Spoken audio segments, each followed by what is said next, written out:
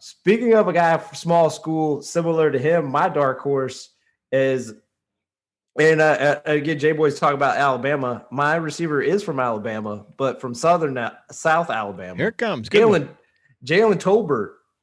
I mean, you watch him, he's a smooth route runner, and he had 2 1,000-yard seasons at South Alabama. And for his career, he averaged 17.6 yards per reception.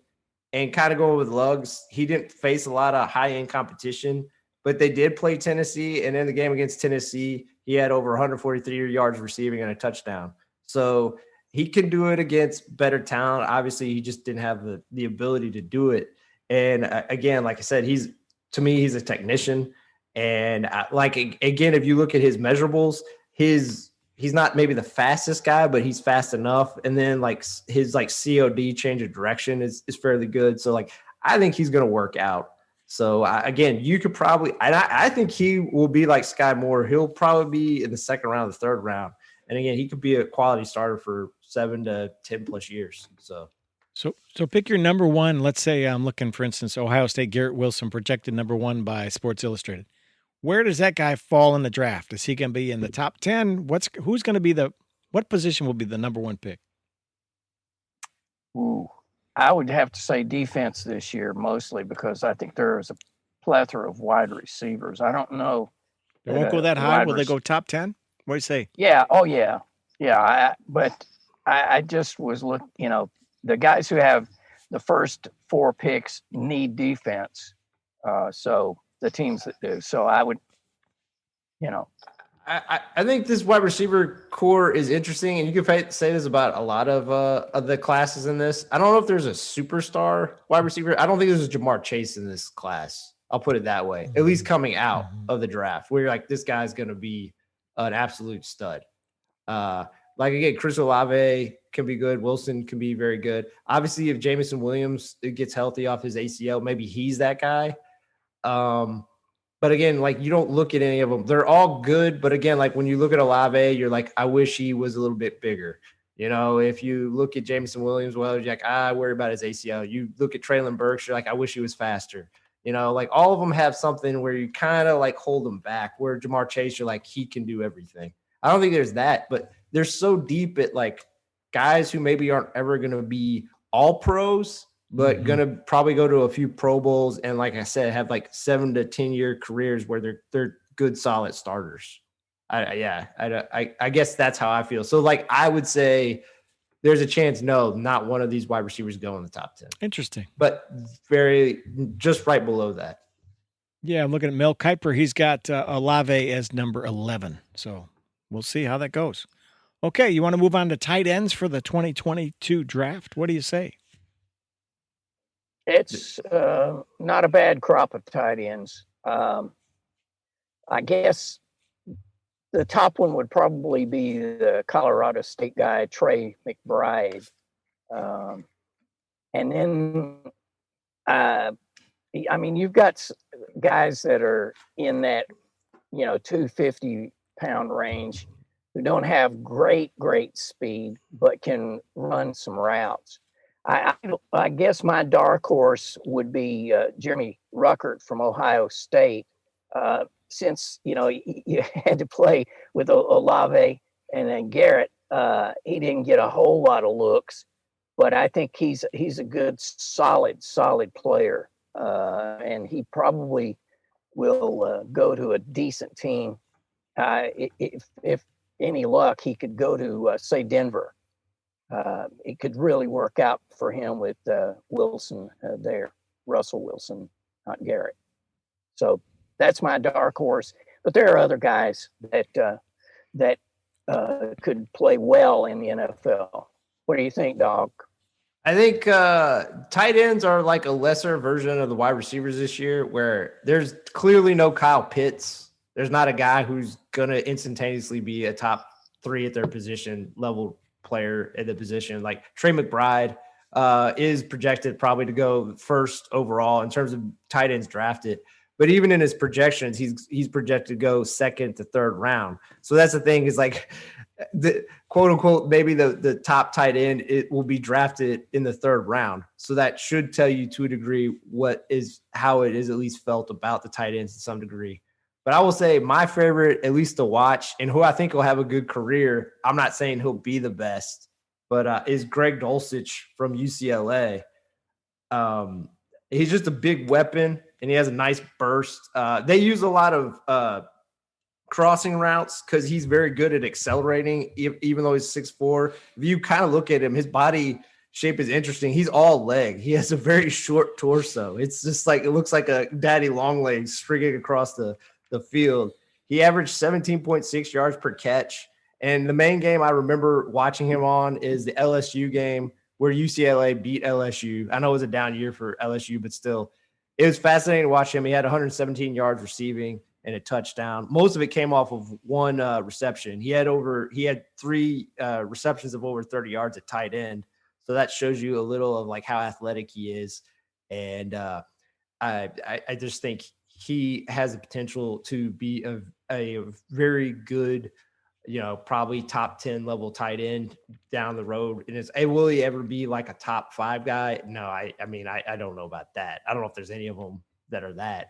My dark horse, though, who could be a top 5, because again, if you kind of look at it, he just had some injury problems, is Vatek's James Mitchell. He's very explosive and he can get vertical. He averaged 18 yards per catch at tight end. It's just that he had a torn ACL, so he missed most of last year, and he hasn't got the test. So he might go in the third round, but if he gets healthy and he gets to a place where they really develop him, because the tight end's always fascinating, because in college, kind of like Luggs talked about, the tight end for Ohio State, he might end up being great. It's just a lot of tight ends in college are not really utilized like how Trey McBride was able to be used in Colorado State. They're usually just periphery players, where in the NFL, they can really be used as mismatches and are actually used more. It's like why you see the emergence of like Jimmy Graham, who was mainly a basketball player who turned into a superstar in the NFL, or George Kittle, who was drafted, I believe, in the 5th round and exploded into being an all-pro level tight end. Like you see that with that position probably more than anywhere. You look for traits, I think, and that's why I think Mitchell from Vatek, I think he could end up being a top 5 player years down the road. It's just that he wasn't be able to be properly utilized either at Vatek or because of injury problems last year. So you're talking about yak, right? Yards after catch, the yak stat. Okay. Luggs, I can't believe you missed this guy, man. Other mock drafts have him. Isaiah Likely from your neck of the woods, man. Coastal Carolina. He's 6'5", 245.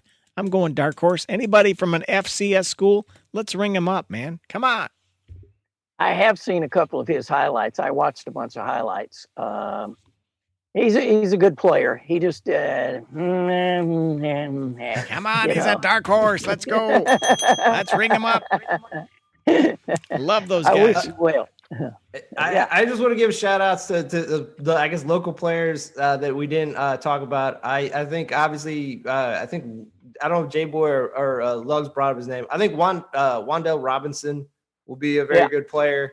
Obviously, I think he'll fall in the draft just because of his size. Another guy who's like that is Calvin Austin III from Memphis. If you look at how athletic he is, he's going to be an awesome kick returner, punt returner, kind of go gadget player. It's just because he's 165 pounds that he will not be drafted high. But if you watch any highlights, if he gets daylight, he's getting to the end zone. There's no one touching him. He's a track star. He's lightning. And I also, again, I'll show some love to Indiana. I think Hendershot, the tight end from IU, I think he could end up being, maybe a quality second tight end. Maybe he could even be a starter in a year or two. So, and there's a kid, David Bell. How about him at Purdue? 6'1", 212, wide receiver. Oh, you're right. He can be very good. Again, he's falling because, again, his 40 time was so bad. It was like 4.67. But again, he's been compared to Jarvis Landry And again, a guy I misquoted at the top, Anquan Bolden. He's been quoted in terms of Anquan Bolden, and that he's a technician. He's smart. He knows how to use some of his physicality to get open. You're right. We should have talked about him. He might even go before Wan'Dale Robinson, just because he has a decent size, and I think he could actually be like a starting first, probably mostly second receiver. So Anquan Bolden, greatest show on turf, or do I have that mixed up? Yeah, no, he was not. Isaac Bruce. Isaac Bruce. Isaac Bruce and Torrey Holt. Torrey Holt. That was it. So, Lugs, what's your 40 time, man? About 7 minutes. Do you have enough time to do sports of yesteryear? Oh, let's do it. All right, let's get that done in 7 minutes. Here it comes. All right. It's sports of yesteryear with his own 40 time of 7 minutes. There's Lugs out and about in the countryside. Come on in, Lugs. Let's do this. All right. 1887, George Boughton wins the first world's motor race on a steam-powered quadricycle. It was a test organized by the French newspaper Le Vaisseau. Oh, what? Okay. I'm going French on you. We got to get that international flavor. 1916, Chicago Cubs play their first game at Weeman Park, now Wrigley Field, and beat the Reds 7-6. 1939, Ted Williams' first MLB hit comes off of New York Yankees Hall of Famer Red Ruffing, never heard of him, in Boston's 2-zip opening on opening day. 1949, here we're going with some first. Jockey Bill Shoemaker wins his first race in Albany, California. 1986, Michael Jordan sets NBA playoff record with 63 points in a game. And 2008, Danica Patrick, driving for Andretti Racing, wins the Indy Japan 300 at Twin Ring MotoGP. First female driver in history to win the IndyCar Series race. You go, Danica. And that's it for sports of yesteryear. You never heard of that guy? Whatever guy that was? Red Ruffin? Yeah, Red Ruffin. I thought that was like, a kid's game. Red Ruffin, but hey. Let Ruffin come over. That's right. All right. Hey, T-Dog, news and notes you want to talk about. You want to talk about Debo and all these other crazy scrub your social media brought to you by Kyler Murray, or what's going on? I do. I just want to set up as a disclaimer to a degree. I am fine with I'm going to exclude Kyler Murray at least this part of my disclaimer. We've talked about him a few times. I think Debo obviously should try to get a new contract. If he wants to get traded, that's fine. If he wants to get paid somewhere else, he's in the last year of his fourth year contract. He had over 1,700 yards, I believe, from the line of scrimmage. He had, I think, 14 all-purpose touchdowns, I believe 8 rushing, and he had, I believe, 6 receiving. So, he had such an exceptional year. And obviously, what he's getting paid is not equal to what he's produced in that sport, I would say. And also AJ Brown, he's had some injury issues, but how good he has been and what he's getting paid do not equal. They've both scrubbed their public media accounts. I'm fine with them holding out with workouts, and I think that sends a more pronounced message. I would just want to talk about this periphery sidebar part. How good of a leverage move really is scrubbing your Twitter or your Instagram account? How much does that really help in contract leverage? I know none of us are contract negotiators. I'm just utterly fascinated with this move because Kyler Murray did it, and I just don't think it really. I don't know if it really sends that powerful of a message. Am I wrong? No, man. I agree with you. It does not. It gives sports channels something to talk about. But the guys negotiating those contracts, they're dealing in dollars and cents, and they're not going to play. They don't care about social media. That's not. I mean, if anybody in the NFL cared about social media, Snyder at Washington would have been gone a long time ago. It's just It's like a fun little part of the game, but in essence, no. I don't think it changes anything about the numbers that anybody's going to get. Well, if you look back in the past like month or two, okay, the headlines have been with no football. Rodgers, Brady